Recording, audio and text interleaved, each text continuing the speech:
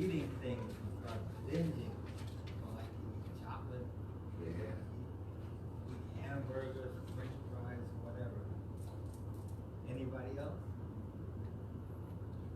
Yes.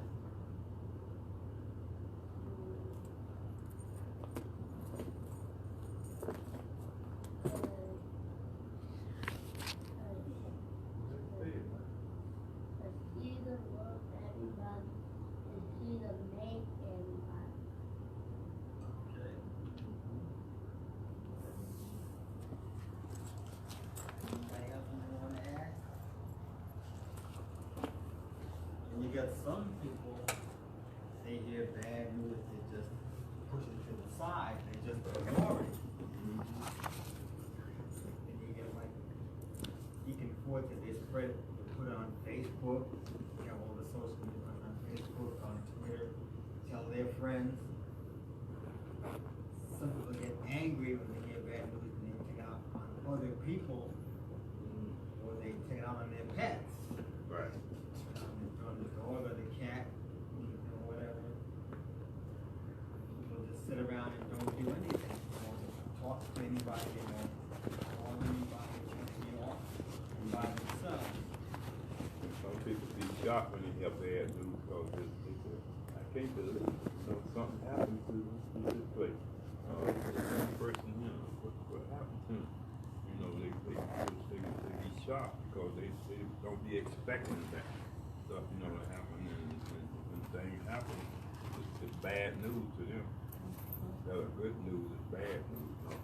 And they wasn't expecting that, so that's what they respond to. Some of people respond to bad news quicker they do good news. Anybody else? You get some people. According to this, what happened in the news about this man arguing over a parking place, some of it is good and some of it ain't.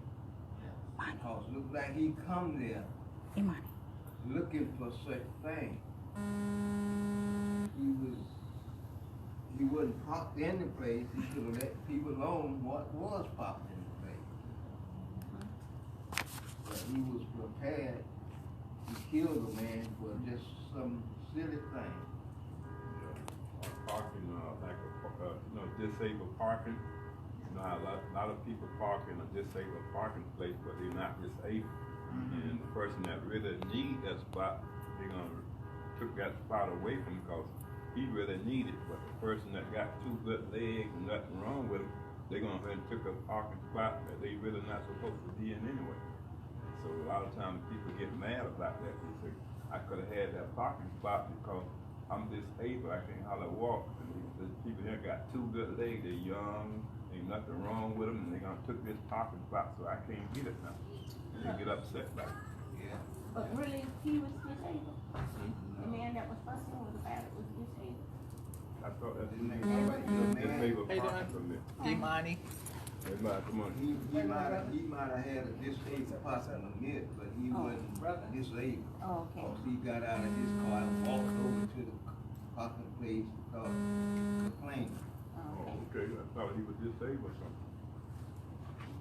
Okay. I used to cry, and then I went through stages, and then I would eat, and then I started listening to gospel music. So I used to be a crier, then I used to be an eater, and then I started listening to gospel music, and now I pray and sing songs of worship until I just, get to a calm place where I can take it all in without, getting a headache, getting a headache or stomach ache. Everybody cut off. That's the best thing to do is to pray about the Yeah, situation. that's it. And pray that God will take you through whatever situation that you're in. Whatever vicissitudes of life that we face on a daily basis, we have to turn to the Lord and hope and pray and believe that He will bring us through. We've seen Him bring us through certain situations in the past. We have no reason why we should not believe He would do it again in the future. So in this lesson, we're look at Nehemiah and how he deals with bad news. Nehemiah received bad news about his people in Jerusalem. And this is after the Babylonian captivity, when a remnant, a small portion of the Israelites returned to Jerusalem. But today, we look at his reaction and what the situation was. And upon his return to Jerusalem, we find that the city has been virtually ransacked. So our first reading is going to come from Nehemiah chapter 1, verses 1 through 3. In the NIV, and it says this: the words of Nehemiah, son of Hachaliah, in the month of Kislev, in the 12th, the 20th year, while I was in the citadel of Susa, Hanani, one of my brothers, came from Judah with some other men, and I questioned them about the Jewish remnant that survived the exile, and also about Jerusalem. They said to me, those who survived the exile are back in the province are in great trouble and disgrace. The wall of Jerusalem is broken down, and the gates have been burned with fire. Now, what was the distressful news Nehemiah heard in his visit?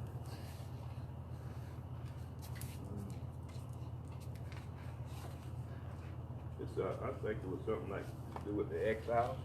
And, I just want to think about back in the day when Hitler used to kill all the Jews because he didn't like the Jews and stuff. And a lot of people didn't survive that because if they was a Jew, they had to keep it hid. They couldn't let nobody know that they was a Jew, otherwise they would have been killed. Hitler would have killed them. So back in those days, Jews, it wasn't liked by certain people, and so they got rid of the Jews. Just saying, just going back in the past, what happened to the Jews back in those days, and I think they had a lot. They had a lot to be afraid of. They had a lot, know that they was a Jew, and they was afraid if somebody found out they was a Jew, they gonna be killed. So back in those days, I think that was kind of exiled to me.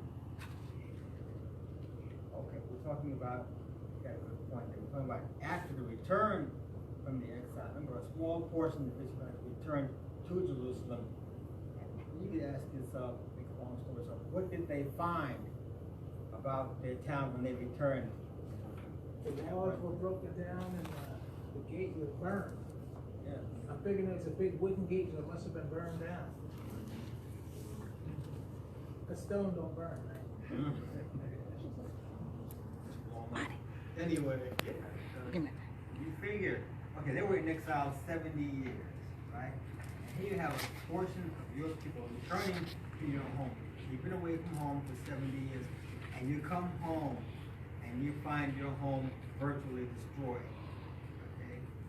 That was the scenario they were confronted, they were faced with. How would you feel if you were away from home for a long period of time, and you come back home, and you find your home is not like you left it?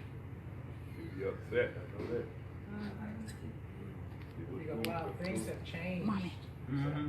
Everything seems smaller.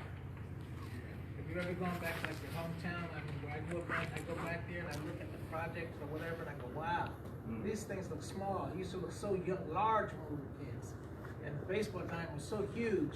Now you look like you can flip a coin across it, And so things, they say you can't go back, but it's good to go back just to know where you come from.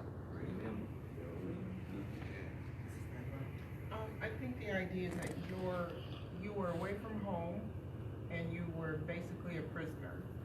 And so you're in this place that you dream of what used to be, and you keep that vision of what used to be in your head, right? That's what you see. And then when you go home expecting to see that and find that everything is destroyed, to me it would be a feeling of like utter loss and hopelessness for them. And the fact that all your fortifications, the things that are supposed to keep you safe, they're all gone. So, I mean, that would be a heartbreaking. Utter devastation. You come home and you find that things are not like they were when you left. Matter of fact, it's not even better, things are worse than when you left. I was sort of meditating on the such thing as that last night while I was trying to go to sleep. I was thinking about my mama had land that my father had river, and an aunt, my father's brother had land on the other side of the road, on both sides of the road there. But after her father died, aunt was paying the tax.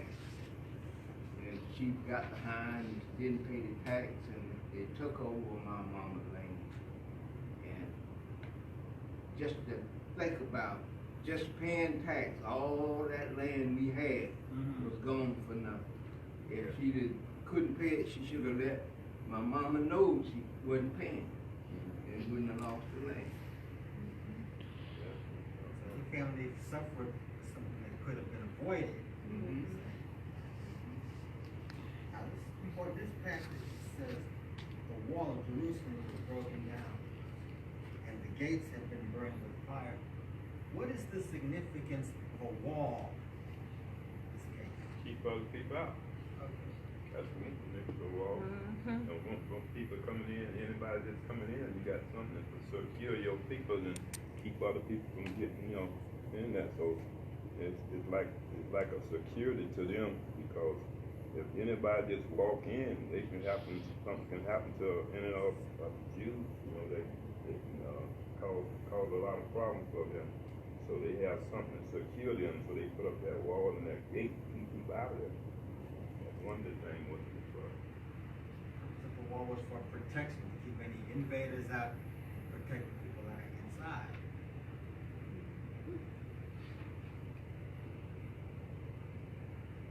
And the gates have been burned, so that's aside from the walls have been down, the gate, you have no protection at all, basically.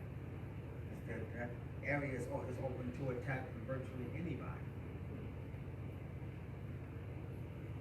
Now, keeping in mind the walls, let's fast forward to today. What are some examples of walls that people of God face today in our lives? Prejudice. Okay. That's one. That's a big one. Yes. Financial insecurity. Curses from our generations before us. Okay. Meaning, like they say, you're from the second and third generation, You say prejudice is a big wall that separates us. That's because of a person's skin color. They say, I don't like you because you're this. Instead of finding out what the person is like, you just dislike them because they're different. Deacon Wright, when you're saying prejudice, I've been on my job for 18 years, and I'm thinking now about through the years, I've had several people, several teams. We had prayer partners and everything at work, and it was funny because when it gets to for the last 2 years in this prayer group, the new people, Miss Janice, when I was out last year for the feast days, when I come back, and they were like, well, why you've been taking a lot of days off? What's going on? Everything okay? So the people who've been there for a while know why I was out. So the director, she's been there as long as I have. We've been friends for a long time. The director says, yeah, Miss Janice, all these years I've been wondering where you disappeared to at the same time every year. And so when I started to explain to them about the feast days, she kind of got her complexion changed a couple of shades, and she's like, all these years we worked together, we've been friends, we've hung out, you was there with me through my divorce and blah, blah, blah, and we've shared and everything. I never knew that you were that. I thought you were a Christian. I said, well, you never knew I was what?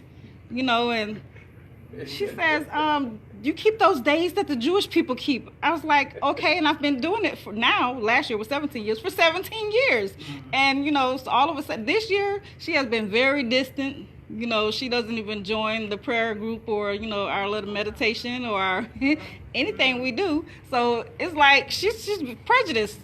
So she'll speak to the known Christians, but to me it's just like she'll say good morning, good morning, morning, and you know, pass by me real fast or turn around and go the other way. So I'm thinking it's because you thought I was a Christian all these years. You know, you were nice and kind and everything was good, but because I keep the feast days and the Sabbath, you know, I'm not a Christian. So it's prejudice. You know, it's real bad. It's more than one type of prejudice. Sound like she prejudiced against the Jews or something. That's what it sounds like to me. I mean, if she, oh, you keep those same days the Jews keep. So I keep prejudiced of the Jews or something, because she wouldn't actually say something like that if she wasn't. Yeah. So it had to be a reason for that, why she would say something like that. Well, you see, what you have to explain to them, what you have to explain to them, some of them they're not prejudiced to say, again, you know, even, you know, like,